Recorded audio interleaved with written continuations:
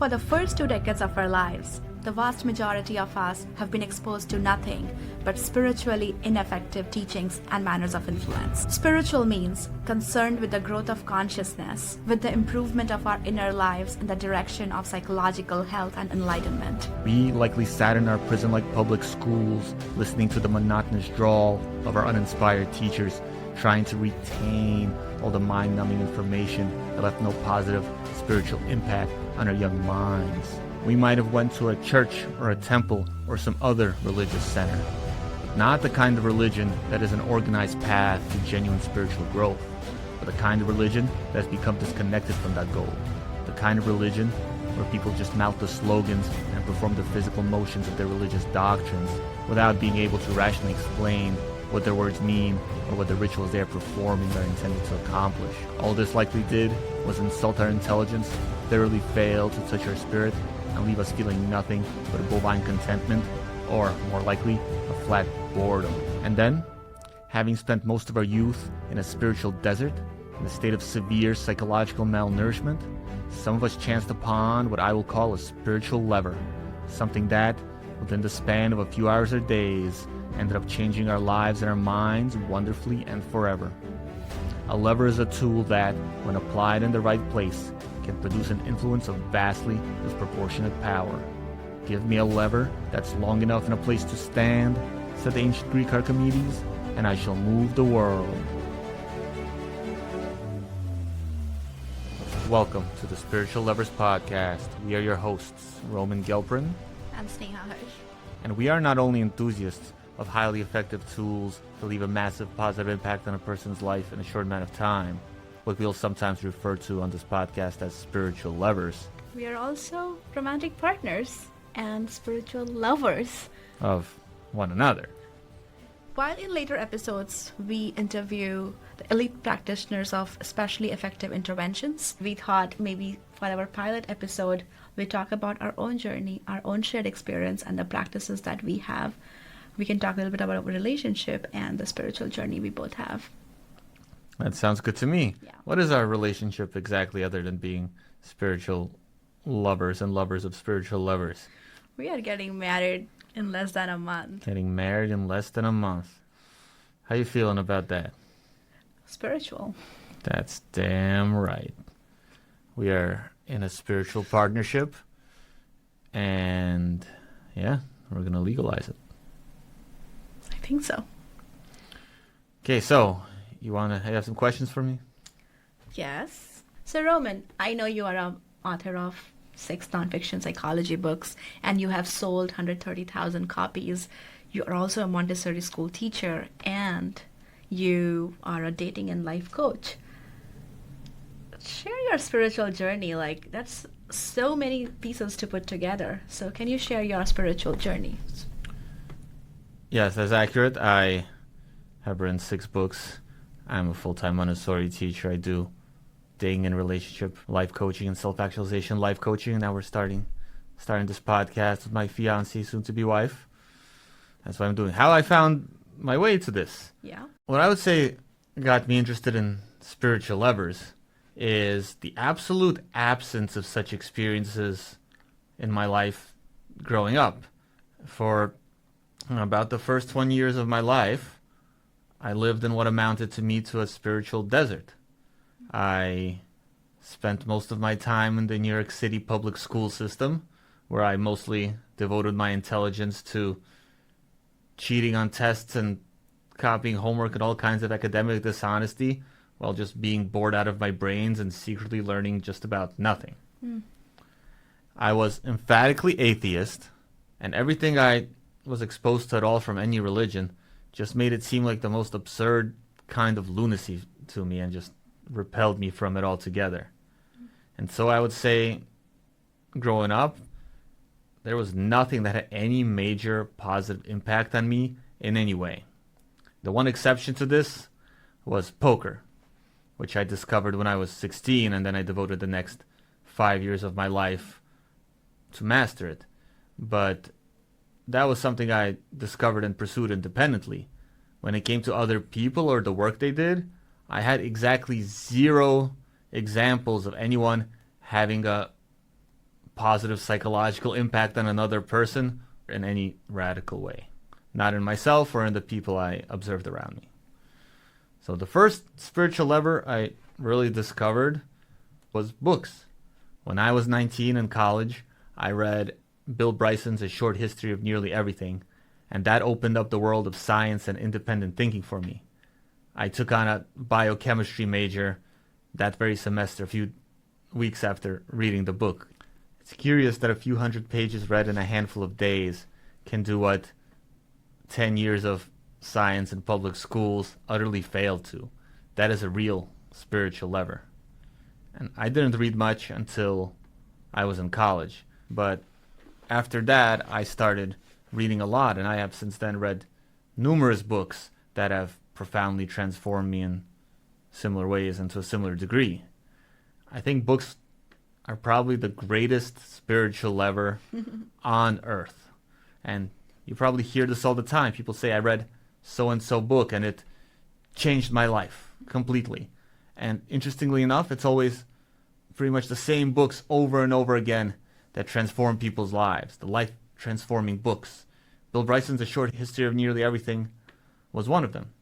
I recently heard a podcast about Elon Musk saying that The Hitchhiker's Guide to the Galaxy, which he read when he was somewhere in his teens, also did that for him. That's another life-changing book. Wow.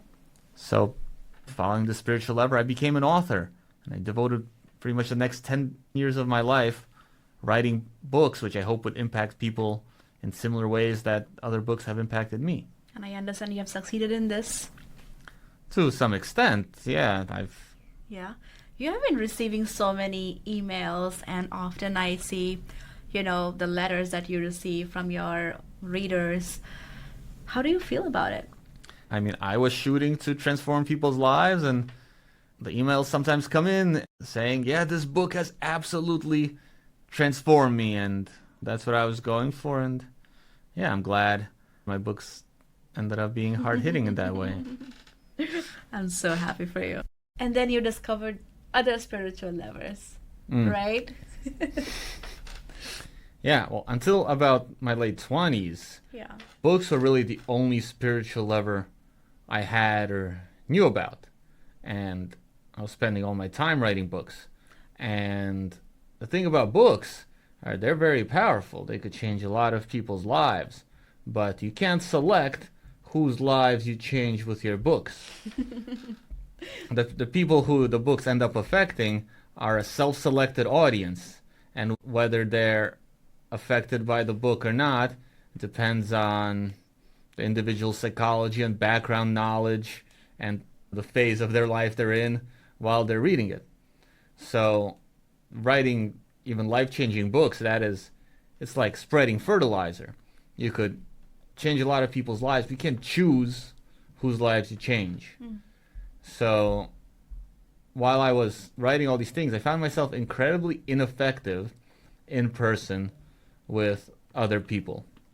And I was under the impression that really the only way to make a massive positive impact in a person's life is to spend like a year or two putting the very best knowledge you had in book form and then delivering it to them and hoping they'll spend the several hours or however long it takes to read it, and that they just happen to be in the right state of mind, the right point in their life with the right background knowledge in order to be affected by it. Is that a good strategy? No, I remember shortly before I published my first book, I had this diary entry, which I titled, "Have I Taught Anybody Anything?" Wow. And the answer I had to admit to myself was, well, no.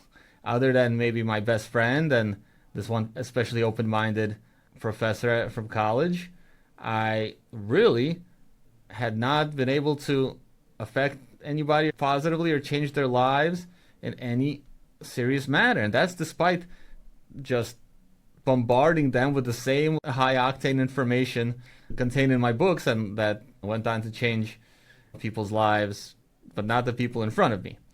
So I found myself as an effective writer, but really ineffective with human beings. Wow. Do you think something has changed now? Well, at about age 27, I discovered my second spiritual lever. Oh. And not so much discovered as was introduced to it, and that was psychedelic substances.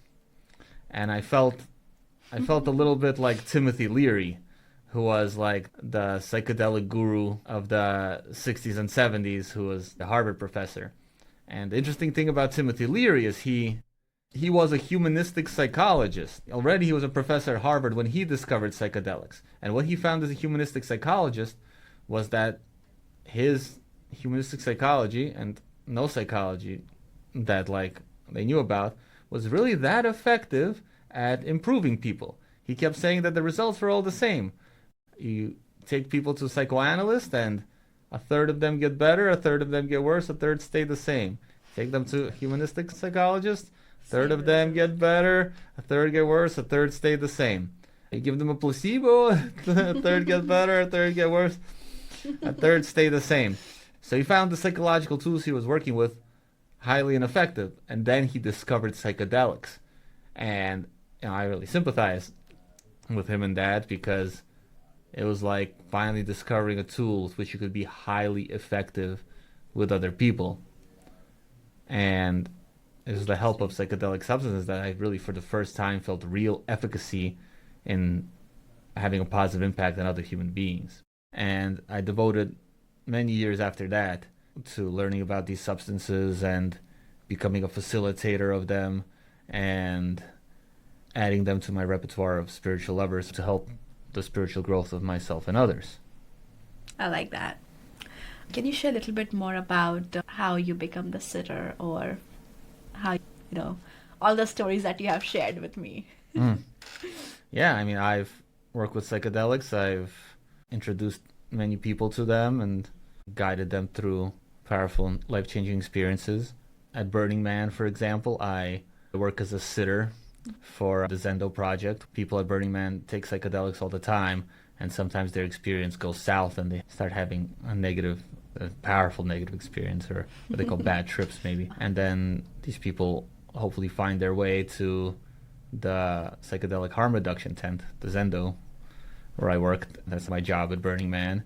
And there's me and sitters like myself there who work with these people and talk to them sometimes for hours and just help guide them down from their negative, scary experience into a positive, smooth, beneficial one. That sounds so interesting. As somebody from India who has never been to Burning Man, I'm just thinking what the world look like and what these substances are doing to humans and what bad trips look like. I have no idea, but that sounds really interesting. And every time you share those stories, it is very... Makes you want to go to Burning Man. Maybe. We haven't went yet, right? No. Maybe one day. Yeah, keep one of these days we'll do it, all right? Next year, maybe. Yeah. All right. Is there any spiritual level that does not require psychedelic drugs? Yeah, very much so. So, shortly after, I learned about spiritual levers that require no drugs at all. There are, for example, some very powerful practices under the name of authentic relating. And the story behind these is actually quite funny. In the 1960s and 70s, the humanistic psychology movement in America developed some extremely powerful forms of group therapy, when the biggest psychological problem in America was inauthenticity and a dire lack of intimate connection. The typical middle-class family during that time was portrayed as a bunch of robotic emotional repressors. Wow. And these group therapy sessions, they were called encounter groups, where people were basically forced to confront one another very directly in a very face-to-face manner, sometimes for days on end. Wow. And this was incredibly effective at addressing precisely those issues. And well, that problem in America has mostly went away. And then those forms of group therapy developed in the encounter groups have filtered into the hippie subculture. And now they're held in all kinds of spiritual events, like at Burning Man and other places where people use them for what I call therapy entertainment, where they're basically applying these really powerful group therapy techniques in a social setting to just form close, meaningful connections with other people in like an hour or two. And you have become a facilitator of this one as well. Yes, I've learned a number of these authentic relating practices, and I've been applying them at spiritual festivals and private events and just among friends pretty often, and they've been really effective. For example, people have told me that they've become soul bonded after one of these events I held with the 4 or 5 random people just in their group, and they said it was like the best experience they had that entire festival of like 4 days. So these things are powerful. And is it also related to your third career, which is the life coaching and dating coaching? You just mentioned the word soul bonded, so just Ah, curious. yeah, the soulmates. Yeah, that's perhaps the most recent spiritual lever I discovered. I ended up taking this life coaching training by Catherine Woodward Thomas. She's the woman who wrote Conscious Uncoupling. That book is itself a spiritual lever in an incredible way. That book massively changed my own life. And yeah, and I found out that she was doing this life coach training, and I thought, wow, I could actually learn from a psychological mind that I respected who's still alive today. So I took her training, and it was called the Calling in the One training. It's basically all these powerful spiritual practices for finding your partner. Did you find one? I did. That's exactly how I found this partner here. And yeah, I'm not sure what I expect. I don't remember what exactly I expected from this life coach training, but I was very pleasantly surprised. A lot of life coaching, I always thought of life coaching as like unlicensed talk therapy. And a lot of it is, don't get me wrong. A lot of it is, but this was the real deal. And Catherine had all these extremely powerful spiritual levers, which people who had destroyed their past 10 relationships in the past 20 years or who hadn't dated for decades were suddenly finding their partners and conducting healthy relationships, getting married, having kids, all that stuff. Wow. And yeah, I was incredibly impressed that I integrated that into my repertoire, her spiritual practices. So how did you find me then? I mean, That's what I did. I found them in the course of doing this life coach training. Yeah, this is the proof that it works. And you mentioned it was a 6-month long training. Yeah, it was half a year. Maybe we'll have Catherine on this podcast, and we could have her talk about those and demonstrate those. Thank you. Thanks to Catherine as well. I think that's really powerful, and I would love to talk more about it, but let's move to the next spiritual lever. Yeah, well, another one I discovered around this time was called holotropic breathwork.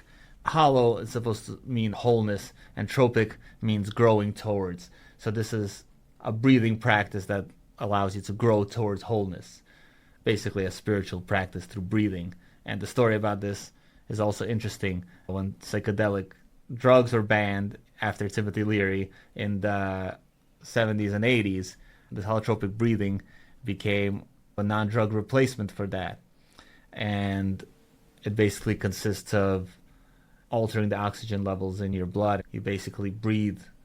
You lay down and you breathe faster and deeper than you usually do, usually to music, for a couple hours, 2, sometimes 3 hours.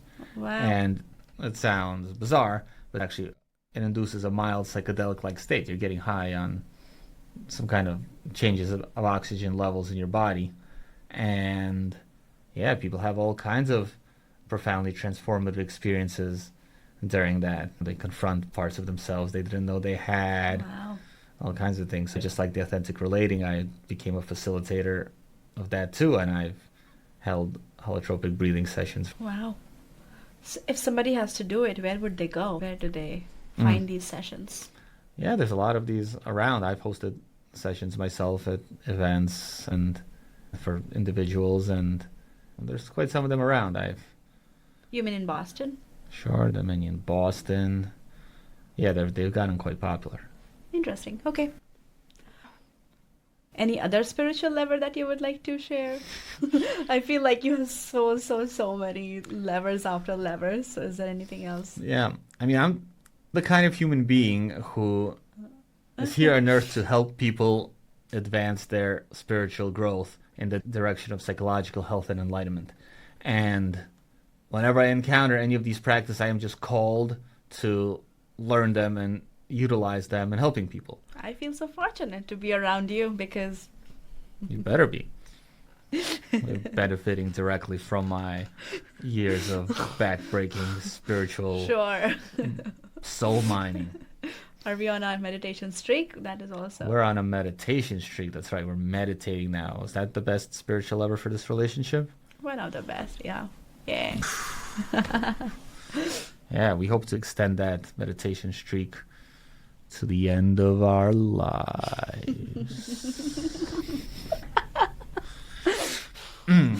Roman, I remember our second date, which was so special at Museum of Fine Arts here in Boston, and you gave me the museum tour, and that is still on my head. And probably I was so impressed on that day, and I felt like this is the best person.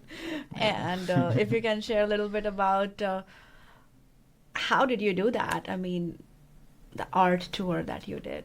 Yeah, that's another spiritual lever I saw and just had to learn how to do for myself and learn to lead. There are these art tours. This method was actually developed by our mutual friend now, Luke Travers. It's like an art museum tour, which usually people go on these and it bores them out of their brains, right? And people are just dragging themselves soullessly through the museum. No, I mean, I wouldn't say that. Museums are interesting. I like museums. It's because I've been taking you to them and giving you the art tour. Yours ones are definitely very special. Yeah, but this particular form of art appreciation gets you to really engage with really priceless works of art on a really deep, meaningful level, to the extent that it could lead to massive transformative experiences and realizations about oneself and pieces of art that stay with you for a lifetime. Yeah, and look, I impressed her enough for her to marry me a little less than 2 years later with this art tour. And we're hoping to have Luke on too as a guest on this podcast. At some point, he could talk more about his And maybe at our wedding his too. techniques. Yeah, maybe he'll come to our wedding. We'll see. Oh my gosh. So many spiritual levers. I don't know where to stop, but remind me again, how did this idea come to start this podcast? Yeah, I mean, it kind of came from this life coach training when I found what I expected to be, or at least feared would be, just unlicensed talk therapy for subclinical psychological problems. And I found a genuine wealth of spiritual knowledge and practices that could really transform people in this life coach training. And then it dawned on me, there's probably so many of these things out there which I've only scratched the surface of. And we were looking for a project such as this that we could do together. And we're both interested in these things. We're both enthusiasts of spiritual growth and improving our inner state in the direction of health and enlightenment. Yeah. And we thought we could interview all these interesting people and have them demonstrate on this podcast what they do and give people a little taste, and we could learn from it, and we could help other people learn from it, and we could work together on something that's interesting for both of us. Absolutely. And I personally believe, like, you know, how you mentioned about reading books and how you can read a book and you can also travel in a way that you read many books and you're also traveling through books. I travel through people. So I meet a lot of people, get their stories or learn from them. And that is how I travel. Like, I learn from their journey because I believe I cannot read all the books in the world, but I can meet Roman, spend 3 hours with him, and he can definitely share 3 books that he has read, and I would learn from that. So I think that is how I have been learning from people and their experiences. So that is why when you shared about this podcast, and I felt, actually, this is so close to my dream as well, and let's do it. And yeah, I feel we need to remind ourselves that, you know, it was how it all started with our shared dream. Yeah, I mean, I've certainly seen you doing that, reading people like books and learning from them, which is something I don't do quite as much, but I don't yeah, do I'm books glad you're either, there. right? Like, it... Well, you started now, right? Because I've made you. Sure. Anyway, well, let's talk a little bit about you, okay? You're a very impressive individual. That's why I Just like because I cry when I watch Bollywood movies. Roman always. That anyone can do. But You told me just yesterday that you really have to be Indian to cry. yes, she did cry at watching this really cheesy Bollywood movie, which I thought like, wow, you really have to. The only thing that would make a person cry in this is that they're Indian. Nothing else. But Okay, just for some that on your context, we were watching the Vivah movie, which is on marriage, and I was. what that is. That was about marriage Yeah. because we're getting married, Yeah. or because you like marriage. No, I was just getting so emotional that I will be getting married, not because I'll be getting married to you, but I'll be leaving my parents' home. What was that movie called? Vivah. For the record, that movie sucked. It was the most cheesiest Indian soap opera nonsense. No, it was really good. It really captures the emotions. You have to be Indian to get it. Anyway, getting off topic. Sneha. Yes. The crying at the Indian movie, anybody can do. I don't. Any normie. But you're impressive in other ways. You were born in a small tribal village in India. You ended up going to the best Indian all-women's college in the Indian capital. You are a Harvard graduate. You work with multiple educational nonprofits directly corresponding with millionaires and billionaires and big world-changing education projects. You are a TEDx speaker. And now you're starting this podcast with me, which is certainly going to take off and become super successful. Can you tell me a little more about your origins and what are your spiritual levers? Thank you so much for that grand intro. So I was born and brought up in Jharkhand, which is eastern India. And I was born in an untouchable class. So in India, we still have those caste system. And in those caste system, I was born in the least category, which is Shudras. So growing up, I could see that how people would discriminate me in that area. And I did not have any role model to look forward to. And I didn't even know what world looks like. Or I just thought my village and my city, and that is what it is. Growing up, I was seeing women were getting married at the age of 18, and all those folklore, fantasy, fairy tale that when you turn 18 there will be a charming prince would come sitting on the horse and will come to marry you. So like, and that's not what happened. That's not what happened, yeah. So when I was in high school, I remember there was a night and I heard this loud cries of my neighbor, and her husband was beating her. And I realized that, wow, women are being beaten up. They are not educated. There is no opportunity for them. They have 3, 4, 5, 7 children. So what can I really do for them? As a high school student, I did not have an idea, and I was not an innovator back then. So I didn't know what to do. I asked a question to myself, what can I do best at this point of my life? And I felt I need to leave this place. And I went to India's best college, which is Lady Shri Ram College in University of Delhi, the capital city of India. The entire community came to my place and said to my parents that do not send your daughter to Delhi because Delhi is notorious for its crime and rape culture and whatnot. And my parents were determined that yes, girls should not go and study, otherwise they become way too smart and they will not be a marriage material at the age of 18, right? But I ended up going there, and when I was there, I felt I am in a new planet. I was not speaking in English. I had no idea about what people were talking about in terms of music, books. Like you said, books were your best friends. For me, I did not read any books before my grade 12 maybe. I was only studying my course books, and when I was there, I felt like, who will be my friend? Are they going to talk to me about physics, or are they going to talk to me about math? Like, what is it going to be?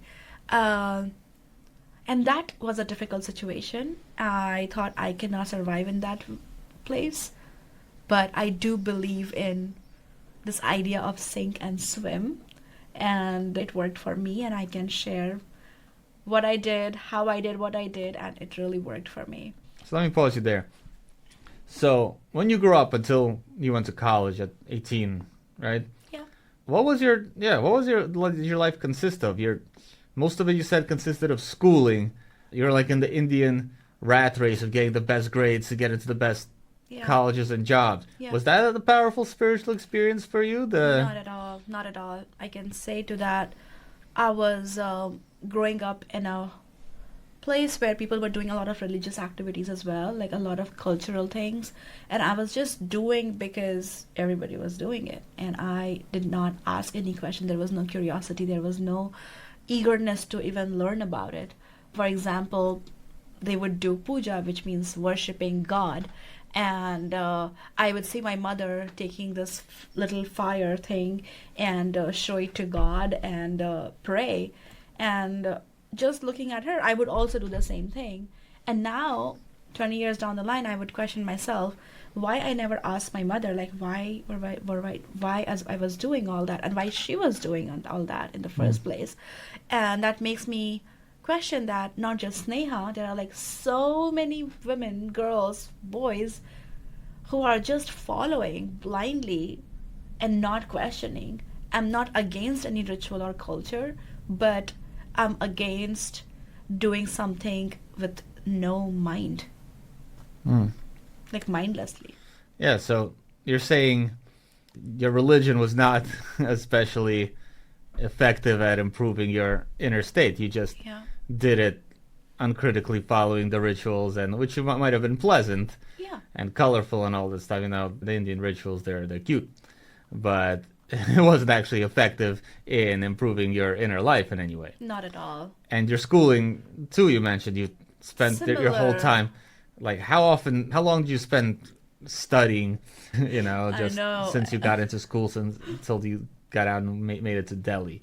Honestly, there was nothing else to do. I can share how my day to day looked like. I would wake up in the morning. I used to be an early riser, so I would wake up like 4 in the morning, study for like 2 hours, 2 to 3 hours, go to school, come back, do some homework. Again, study. Basically, first do your homework and do your self study, and then have dinner and sleep. So there was a lot of just doing it, solving the same mathematical problem maybe like 10 times, not to understand the formula or how to derive those formula, but just making sure that I will get good score. And just to make sure I am one of the top rank performer in my class. So I was chasing the score and not the knowledge. And I think that was one of the biggest mistakes of my life. And I would not encourage anyone to do that. Yeah, so you basically studied to the test. And I mean, you won the Indian rat race. You made it into the best all-women's college in India by doing that stuff, even though none of the knowledge really stuck in your mind and you just did it like robotically and learning it by rote. Okay, and so you made it to Lady Suram College in India's capital, New Delhi. And in India, there's like 5 times as many people as in America. So the best college is going to have some really serious people. They're going to have some absolute killers there. And that's what you found. You were like the small town girl from a village in India where you didn't have any real idea about the outside world. And you ended up in this college with like cosmopolitan people who mostly people are speaking English, right? Yeah, because that was like the common language in India too. And you didn't speak much of it, and you had to basically transform yourself in order to succeed in that environment. Yes, and also speaking in English is one thing, but just having a good content to talk about. If you have read 5 books and you meet your friends, you can talk about those 5 books. Regardless your friend has read the same book or not, you share some content, your friend would share some content, because if you have read 5 books, your friend has read other 5 books or read something similar. But imagine going to a friend and neither you have watched any movies nor any books you have read. You have nothing really to share. And that's how I was feeling, that I can't talk about music, I can't talk about movies, I can't talk about books, I can't talk about almost anything.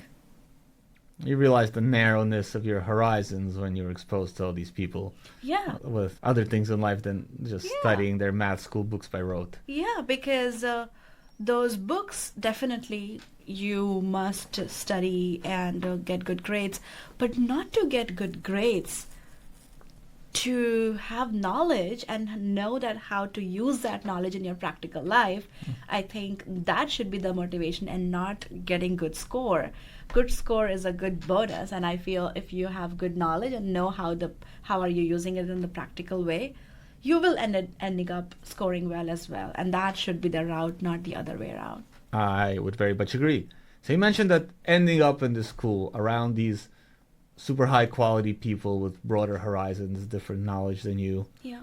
was a spiritual lever for you. That it was ended up massively transforming your personality and inner life in a major way in a short amount of time. Yes. Could you describe that a little more than just that you had to figure out new things to talk about? How did it transform you? Yeah. Remember I spoke about the sink and swim situation? So I always want to try that I surround myself with high quality people. So in order to do that, when I went to the school, everybody was, I don't know if they were better than me, but definitely they had more knowledge about the world than I had. And yes, I did have problem in adapting that situation and the place and everything. But I realized that I started learning from them. I started asking questions. I started reading. I started spending time with them.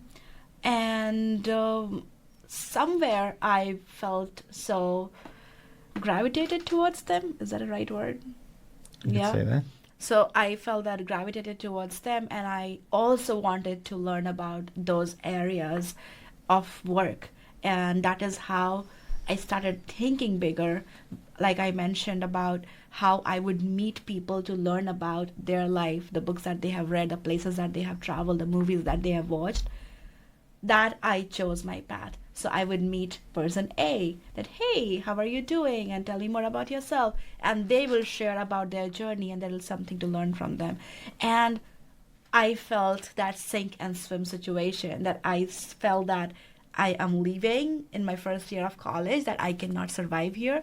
But I found my own strategy that your weakness can be your biggest strength as well.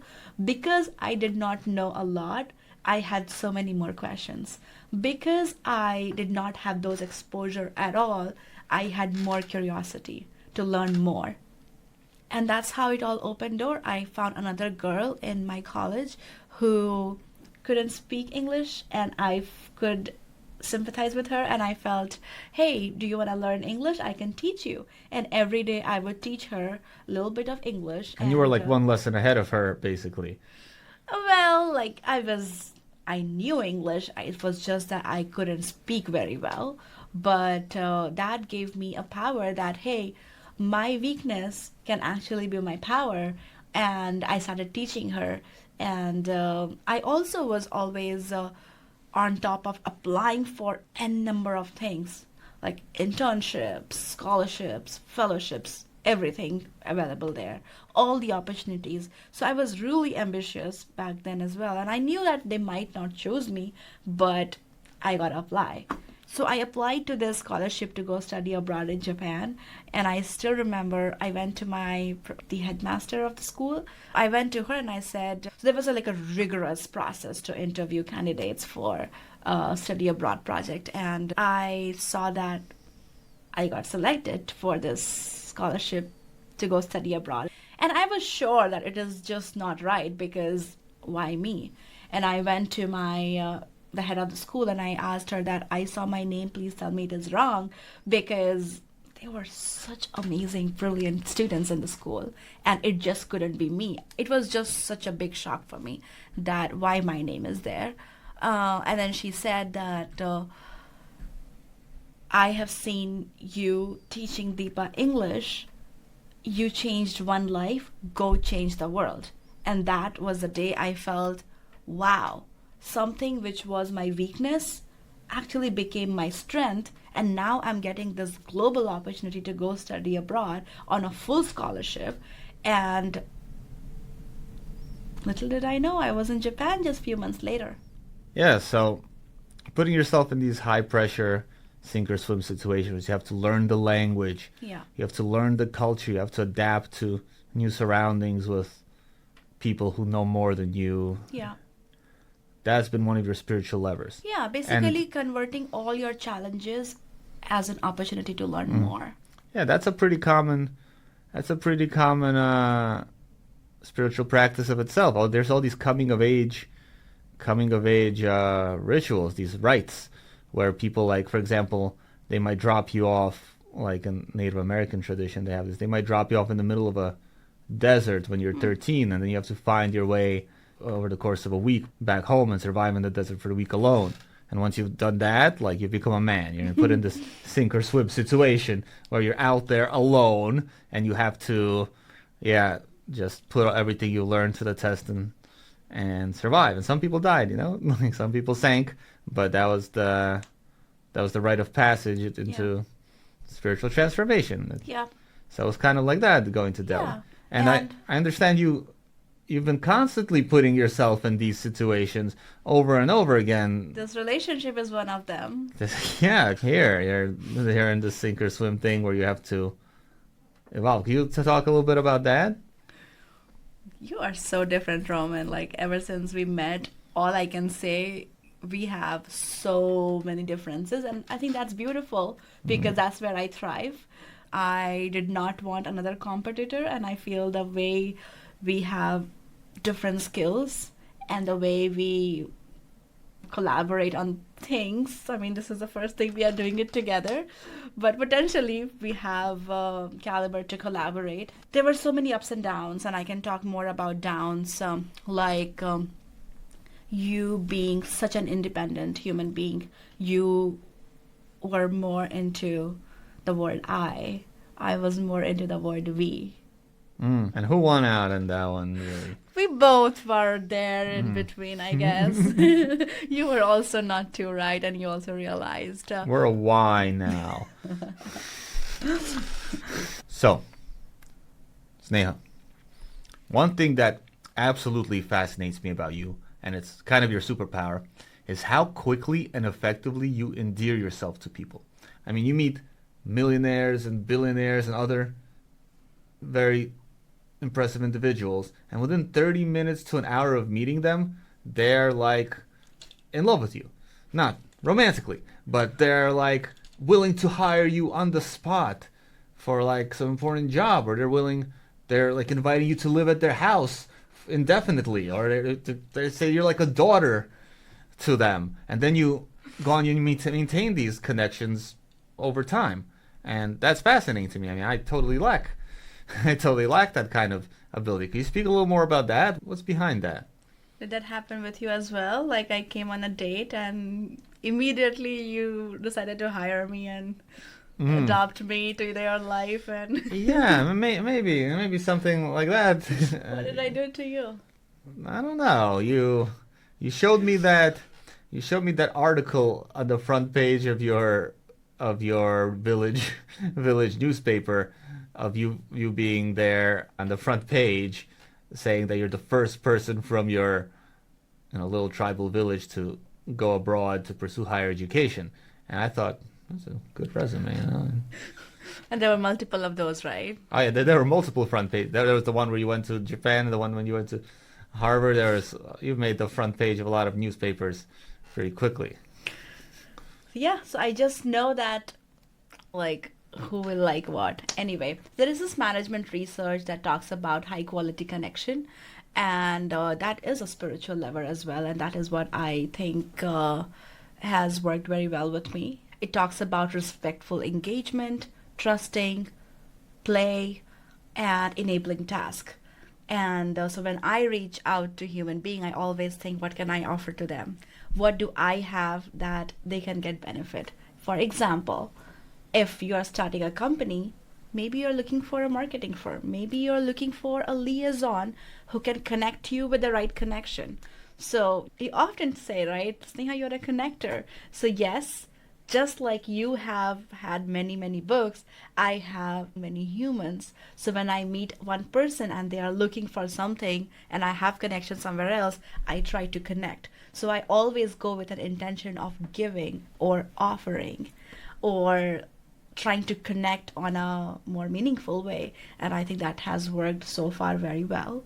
And that is what I call as high quality connection, and the whole idea of stewardship, like how are you maintaining those relationship over time. That makes a lot of difference because one relationship builds the other and so on. It's like a Lego pieces. So I think that has been very helpful so far, and I consider it as my spiritual lever. So I actually want to dig into this a little deeper. Yeah, we researched this. You know, when I was looking for like what makes Sneha so special, we found this management research, yeah, which talked about something they called high quality connections, which are defined as, I'm just going to pull up the definition. Yeah, so they're defined as short-term interactions that leave a highly positive, lasting impression on a person, quickly laying the ground for a strong and productive relationship. That is almost verbatim what a spiritual lever is for connecting with people. 100%. And that's exactly what you do. Yeah. And they found in this management research, they broke it down into 4 qualities, which are showing genuine interest in people, injecting positivity, offering help and assistance to them for something important to them, and finding common ground. And I understand you hit the nail on the head with all 4 of these. I've seen you do it. I think so. Yeah. And it's been really rewarding, especially being in this country where I'm the first person from my community, from my family to come here so far away from India.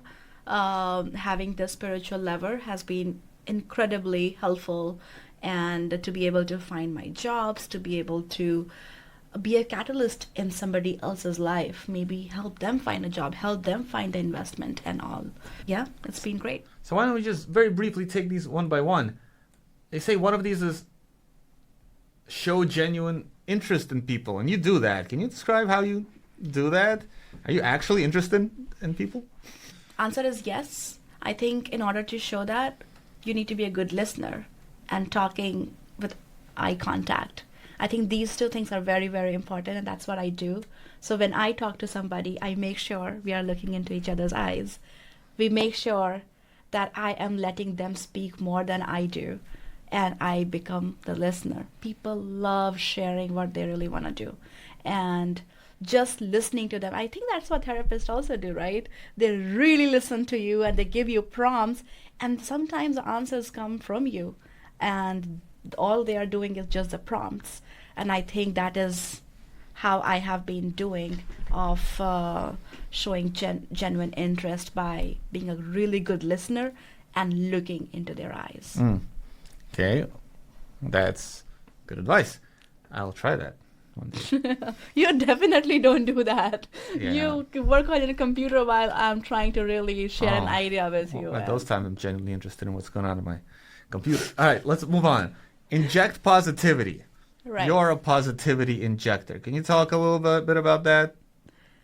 I mean, in general, I'm a very optimist human being. I love sunflowers and all that. A lot of time people have many doubts. For example, they want to start their own venture or their own nonprofit. But all the doubts that they have are just little problems that has solution. But they make those doubts as big deal. So what I do, take their doubts, take their problem as my problem. For example, I want to start a charity and I don't know where to start. All right, I'm going to do the research and I'm going to share step-by-step process. How to do it, how to incorporate a foundation. Maybe there is a way, maybe we need to hire a lawyer. So really take all the problems from their bucket and take them out. I take the responsibility, or I show them the direction that it is not your problem. We just have to find a solution for this. So really injecting positivity by letting them know that it is possible. And maybe I become that catalyst to really do that task. And that is how I find my way to work with them. And that kind of brings us to the third one, to offer help and assist. you're both positively encouraging to people's high aspirations, and you're actually, I could be the person to help you. Yeah. You know, not only is that a great goal, Yeah. but I actually have a connection, or I could do something Yeah. to actually help you achieve it. Yeah. And I've seen you being incredibly good at that. You're constantly offering people some form of help. Yeah, a lot of time I may have skill, so I can directly help, and I feel incredibly grateful during weekends or something I can do.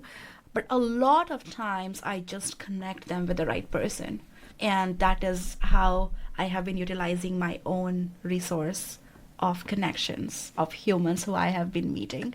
So yeah, that has been very helpful by just connecting them with the right human being, and they can be helpful to them. But people say I don't have a job and I don't know what to do, and I feel this kind of conversation, you create your own job. When I meet these folks, they have something that I can do, and that brings me to offer something.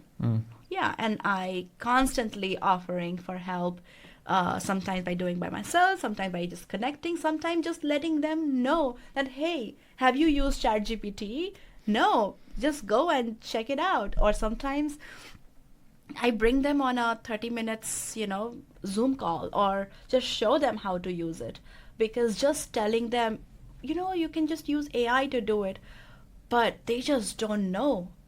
It may sound very easy for us, but somebody who has used technology so little in their life, they might find the word AI as a big mountain in front of them, and they feel that, oh, I just cannot do it.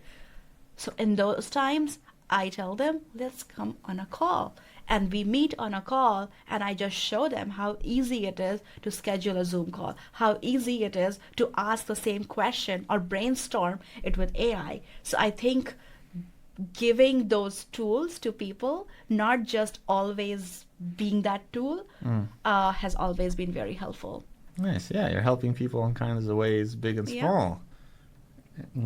From working for them part-time to telling them how to, ask ChatGPT to do something for them. Absolutely, yeah. Well, what about this one? I love how you do this one. Uncover common ground, the fourth and last of the high-quality connections in the literature. How do you uncover common ground between you and other people? I've seen you do this. Can you describe this a little? Honestly, that really, I feel, is the most important, because you were born in Russia, grew up in Brooklyn. I was born in Ranchi, grew up there, and now we both are sitting in the same room here in Boston. We may have different stories, but at the end of the day, we both are human beings. And just connecting them on a human level is a huge spiritual lever, because they may have different upbringing, they may have different way of thinking, but deep down we both are human beings, and connecting them on a human level is one of the biggest spiritual levers I have encountered in my art of connecting. For example, I met these couple in Harvard Business School, and I was at ed school. They had 7-generation family business, and while I was just a student, and when I met them, I wanted to hear their story. Did not want to know about their 7-generation family business, or how much money do they have, or what are they doing here at Harvard. Sure, they're incredible. They must have done something great. That is why they are here. But who are they as an individual?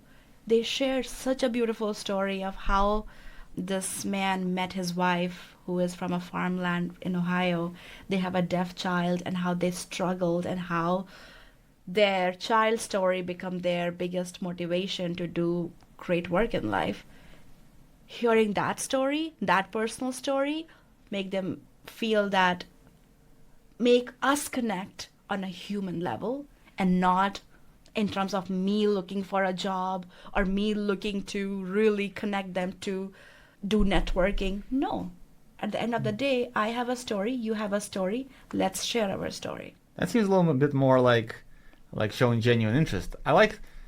We talked about this before. You mentioned how you find something common between you and whoever's standing in front of you. If you're both from Harvard, you're gonna play like, oh, like I'm also from Harvard. As someone from Yeah. Harvard, if you're both from India, you say, oh yeah, like Yeah. And if if you're both like incredibly different, you're like, well, we're both human beings. Yeah, Can you yeah, talk a little about that? I thought that was so 100%. funny. Because that's a great icebreaker to really enter.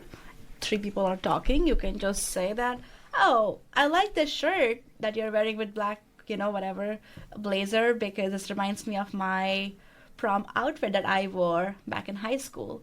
They're like, oh, really? So I found that common ground, right? Because your dress matches my dress, which is not right now, but 20 years ago. And people are impressed by this. It's a great icebreaker, I would say, right? If I see somebody having Harvard shirt, Harvard cap, and I would just go to them and I'm like, oh, nice shirt. Did you go to Harvard? They're like, no, I got this from my cousin. I'm like, all right, that's great. But it is always a great icebreaker. It may not be, sometimes it becomes, you can talk about it, but it's a really good conversation starter.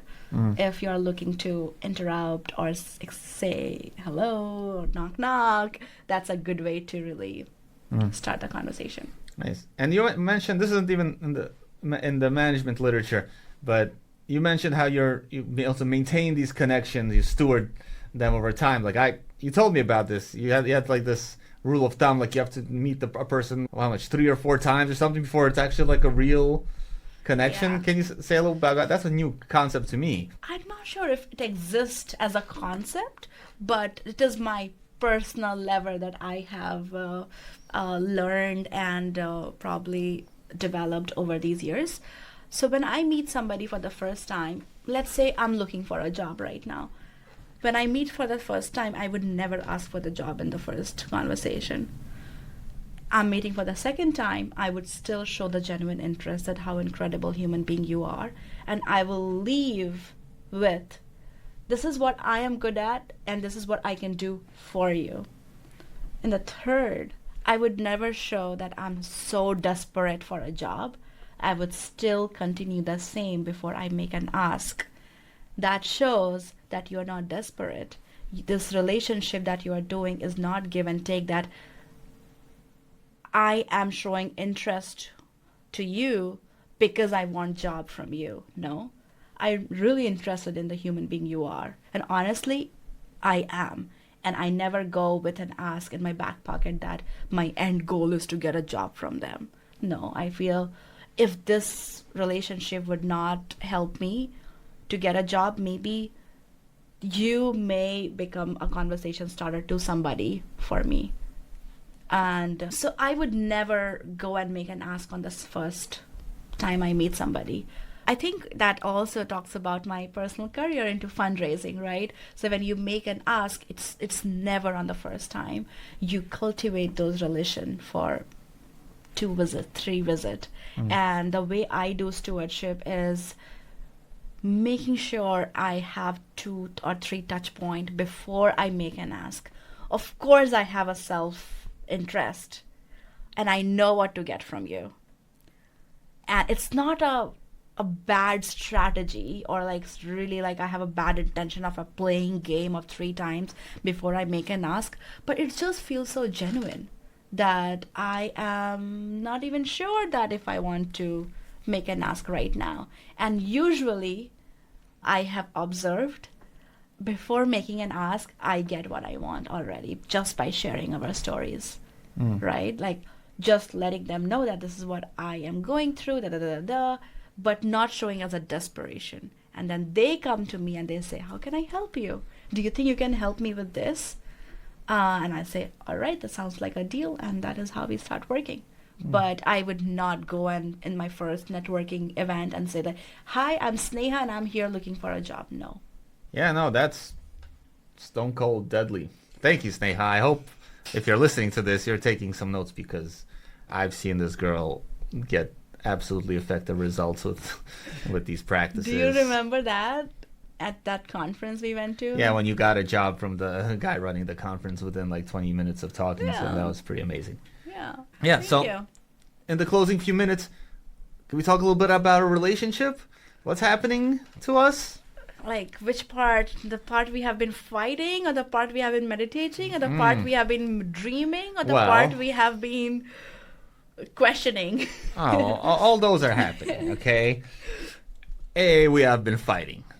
B, our spiritual practices, mutual, have been the glue that, despite being very different people and having relationship That strife, is a spiritual lever as well. Just be with somebody who is so opposite, but with a spiritual practice. the spiritual practice is Yeah. one of the things that unites us.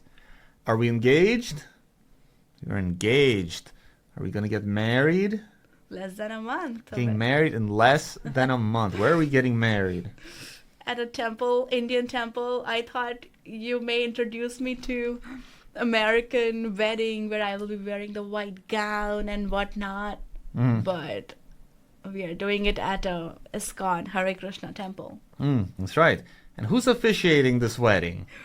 Our best friend, who is an investment banker turned into a monk now, and who is so amazing, and we are so excited. Yeah. We kind of have this spiritual advisor who's a Hare Krishna monk now. We've known him for about a year. Oh yeah. Who Sneha brought over to our house because she said this is the Vedic monk version of Roman. And she was pretty right. We hope to have him on this podcast as one of our first guests. Exciting. Very exciting. And he's officiating our wedding now. So that's another part of our spiritual journey, you know? We're like Yeah. best friends with a monk from India. And spiritual party on, my babe.